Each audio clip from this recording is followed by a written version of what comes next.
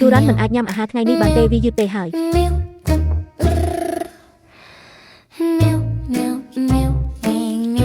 កុំទិញខ្សែក្រវ៉ាត់ម៉ាកនេះទៀតអីអ្នកទើបតែចូលរួមជាមួយក្រុមហ៊ុនហើយអ្នកកំពុងតែល្បិចឆ្កងបែបនេះដើម្បីទាក់ទាញចំណាប់អារម្មណ៍លោកយីសូមអនុញ្ញាតឲ្យខ្ញុំបង្ហាញអ្នកពីរបៀបដែលខ្ញុំចូលបានសូមណែនាំខ្លួនខ្ញុំសួស្តីអ្នកទាំងអស់គ្នាខ្ញុំឈ្មោះឈិនជីវខ្ញុំបានសិក្សាជំនាញផ្នែកផ្សព្វផ្សាយនៅមហាវិទ្យាល័យហើយឥឡូវនេះធ្វើការផ្នែកលក់សប្តាហ៍នេះវាហាក់ដូចជាមនុស្សចៃដន្យម្នាក់អាចចូលទៅក្នុងក្រុមហ៊ុននេះបានពួកគេទាំងអស់គ្នាសុទ្ធតែមានបទពិសោធន៍សិក្សានៅបរទេសការសិក្សានៅបរទេសគឺគ្មានប្រយោជន៍ទេការដឹងពាក្យនិងសំហេតុផលមួយចំនួនមិនធ្វើឲ្យអ្នកប្រសើរជាងនេះទេខ្ញុំចាប់ដើមរកលុយតាំងពីខ្ញុំអាយុ10ឆ្នាំខ្ញុំបានលក់គ្រឿងសម្អាងនិងសំពត់ខ្លីនៅក្នុងអន្តេវាសិកដ្ឋានរបស់នារីនិងបារីស្រាបៀនិងភ្លឹងនៅក្នុងអន្តេវាសិកដ្ឋានរបស់បុរសលើកក្រោយព្រះសង្ឃដែលទិញវ៉ែនតាការពារកម្ដៅថ្ងៃរបស់ខ្ញុំនិងទិញសិទ្ធិសក់របស់ខ្ញុំប្រហែលជាមិនមានកម្រិតអប់រំខ្ពស់ទេប៉ុន្តែនៅពេលនិយាយអំពីការរកលុយខ្ញុំមិនអាក្រក់ជាងអ្នកទេដោយសារអ្នកមានសមត្ថភាពខ្លាំងខ្ញុំផ្ដល់ពេលឲ្យអ្នកពីថ្ងៃដើម្បីលក់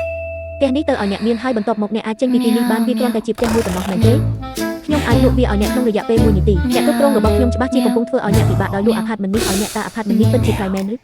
វាមានទីតាំងស្ថិតនៅកណ្ដាលកន្លែងគ្មានមនុស្សរស់នៅចំណាយ4ម៉ោងបើកបរហើយស្ងាត់ជ្រុងទាំងស្រុងសូមសំណាងអតើខ្ញុំនឹងបាត់បង់ការងារនៅថ្ងៃដំបូងរបស់ខ្ញុំទេអូហេតុអ្វីបានជាយល់មិនទាន់ត្រឡប់មកវិញ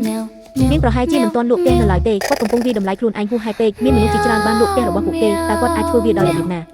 ឥឡូវនេះសូមជម្រាបឈិនយល់ថាគាត់ត្រូវបានបណ្ដឹងចេញសូមអភ័យទោសខ្ញុំហត់ពេកដោយសារឡើងក្នុងម្សិលមិញផ្ទះនៅលើភ្នំត្រូវបានលក់ហើយនៅមិនអាចទៅរួចទេតើអ្នកបានប្រើវិធីសាស្ត្រលាក់កំបាំងអ្វីខ្លះក្នុងនេះគូនឹងឆ្ងាយស្ងាត់ជ្រុងវាត្រូវចំណាយពេល3ម៉ោងដើម្បីដើរទៅទីនោះដើម្បីញ៉ាំអាហារជាការពិតណាស់កន្លែងល្អបែបនេះនឹងត្រូវលក់ទៅឲ្យមជ្ឈមណ្ឌលសម្រាប់ទំនួលអូនោះជាគំនិតដ៏អស្ចារ្យតើអ្នកមានភស្តុតាងអ្វីខ្លះដើម្បីបញ្ជាក់ថាផ្ទះនេះត្រូវបានលក់ដោយអ្នកតើអ្នកមានភស្តុតាងអ្វីខ្លះមានភស្តុតាងណាមួយដែលកុហកទេខ្ញុំអាចបញ្ជាក់បានថាខ្ញុំបានឃើញលោកយីដោយផ្ទាល់ភ្នែកគាត់ពិតជានឹងរៀបការជាមួយអ្នកចុះសៀវភៅបេះដូងមានតម្លៃ1000ដុល្លារវិញតើផ្ទះនេះមិនល្អឥតខ្ចោះសម្រាប់អ្នកដែលកំពុងព្យាយាមសម្រកទម្ងន់ទេគួរឲ្យចាប់អារម្មណ៍និងឆ្លាតវៃគ្មានបញ្ហាទេយើងបានទិញផ្ទះនេះវាអស្ចារ្យណាស់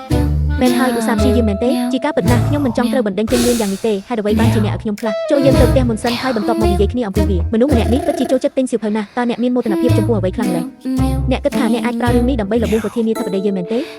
អ្នកដូចជាមន្ត្រីម្នាក់ដែលកំពុងធ្វើសិក្ខាសាលាជារឿងមិនសមហេតុផលទាល់តែសោះខ្ញុំគិតថាអ្នកគឺជាអ្នកដែលមានចេតនាលាក់កំបាំងអ្នកចង់លបួងប្រធានាធិបតីយើងនៅពេលដែលអ្នកចូលរួមជាមួយក្រុមហ៊ុនតាំងពីថ្ងៃដំបូងមកអ្នកបានព្យាយាមរៀបការជាមួយគ្រួសារអ្នកមានតើអ្នកធ្វើពុតជាមានអំណាចខ្លាំងណាស់ខ្ញុំមិនចាំបាច់រៀបការជាមួយគ្រួសារអ្នកមានទេមានជាអ្នកដែលលងស្នេហ៍នឹងវាតើវាអាចជាក្រុមហ៊ុនធំបែបណានៅក្នុងពិភពលោកថ្មីជាជាងនារីវ័យក្មេងម្នាក់មកពីក្រុមហ៊ុនថ្មីអ្នកត្រូវបានបណ្ដឹងចេញដូច្នេះអ្នកបានស្គាល់អត្តសញ្ញាណរបស់ខ្ញុំរួចហើយគូដណ្ដឹងរបស់ខ្ញុំធ្វើការនៅក្រោមចុងមុខខ្ញុំគិតណាស់ខ្ញុំដឹងត្រូវហើយខ្ញុំជាអ្នកដែលត្រូវរៀបការជាមួយអ្នកមកពីផ្សាររាត្រីអ្នកដែលមានរង្វាន់ធំគឺ Night Breeze អាពាហ៍ពិពាហ៍គ្រួសារនោះមិនអាចទុកចិត្តបានទេខ្ញុំគិតថាយើងគួរតែបញ្ឈប់វាហ៊ានបើអ្នកចង់ទទួលខុសត្រូវចំពោះខ្ញុំសូមទាញខោខ្ញុំចុះ